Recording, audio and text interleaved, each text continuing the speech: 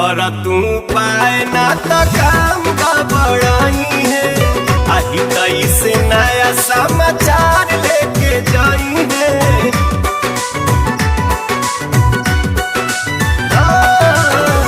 कर तू पाए ना तो काम गड़बड़ाई है। हितई से नया समाचार लेके जाई है। अब नाही लइका बाड़ी फील गुड होला।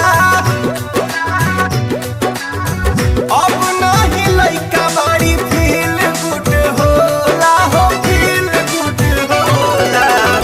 औजी तोहर बहिनी हो गइली बबगोला। औजी तोहर बहिनी हिलावतारी टोला। मलकिनी हो ध्यान देना तो बबी तार पुल पास करे के मूड में बाड़ी।